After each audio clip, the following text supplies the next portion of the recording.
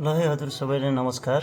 म चाहिँ अहिले भर्खरै मेरो युट्युब च्यानलमा एउटा सानो छोटो भिडियो हालौँ भनेको।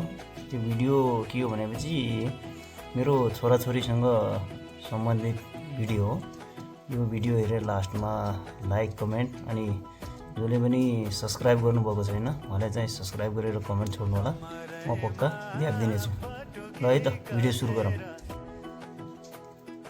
आज बिहानै घरमा फोन गरेको, छोरोले फोन रिसिभ गर्यो अनि छोरोसँग कुराकानी भइरहेको थियो।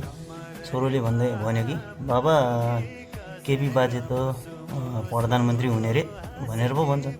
पछि मैले भनेको कसले भनेको नै मैले सुनेको केपी बाजे चाहिँ प्रधानमन्त्री हुने रे भनेर भन्दै थियो। फेरि मलाई डाउट लागेर फेरि मेरो छोरीलाई सोधेँ, छोरी हो र बाबुले भनेको कुरा साँच्चै हो र केपी बाजे प्रधानमन्त्री बन्ने नै हो र भनेको? भन्छ के अरे बाबुले भनेर भन्दै थियो। फेरि वाइफलाई सोधेँ, वाइफले पनि भन्दै थियो यो कुरा भइरहेछ, अहिले सायद केपी बा नै प्रधानमन्त्री हुन्छन् होला भनेर बुढले पनि भन्यो। फेरि बाबुलाई सोधेँ, बाबु तँलाई कसले भने त केपी बाजे प्रधानमन्त्री हुने रे भनेर भनेको त? छोराले भनेको कसले भन्नु नि बाबा, ज्योति आन्टी र खुइली आन्टीले भन्नुभएको हो भनेर भन्यो। ए हो र भनेर मैले पनि विचार गरेँ, साँच्चै केपी बाजे प्रधानमन्त्री बन्न त भनेर सोचिरहेको थिएँ। फेरि सोधेँ बाबु, फेरि बाबुलाई भन्यो मैले, ए बाबु तिम्रो केपी बाजे कुन देशको प्रधानमन्त्री बन्ने रे भनेको त?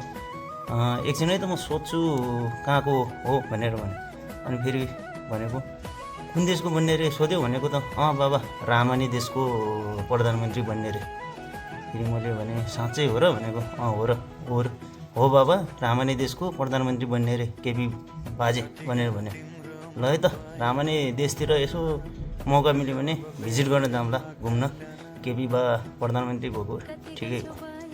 मलाई पनि बिचरा अलिकति दया लागिरहेको थियो केपी बालाई।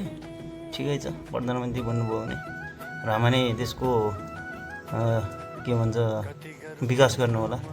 नेपालको त गर्न सक्नु भएन क्या अरे, अब रामानी देशतिर गएर विकास गर्नुभएछ भने राम्रै होला।